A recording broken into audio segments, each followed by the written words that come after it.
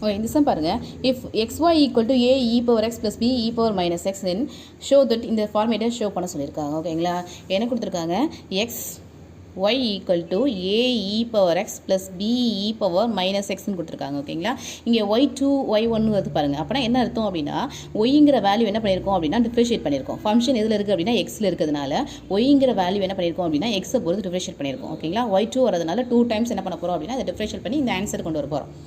ஓகேங்களா, அதாவது இந்த ஒய்2 அப்படின்னாலும் D square Y divide DX square அப்படின்னாலும் ஈக்குவல் தான். ஓகேங்களா, டிஃபரன்ஷியேட் பண்ணலாமா? 2 டைம்ஸ் டிஃபரன்ஷியேட் பண்ணலாமா? ஓகேங்களா, ஒரே ஒரு பாயிண்ட் மட்டும் ஆத்து வச்சுக்கோங்க. இதில் எக்ஸும் வேரியபிள் ஒய்யும் வேரியபிள்.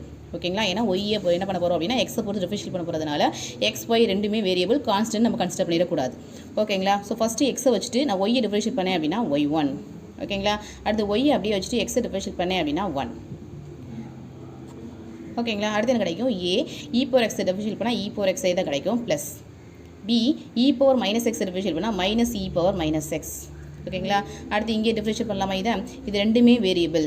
ஓகேங்களா, ஸோ எக்ஸை வச்சுட்டு ஒய்1 டிஃபரன்ஷியேட் பண்ணால் ஒய்2. ஓகேங்களா, அடுத்து என்ன பண்ண போகிறேன்? ஒய்1 அப்படியே வச்சுட்டு எக்ஸை டிஃபரன்ஷியேட் பண்ணால் 1.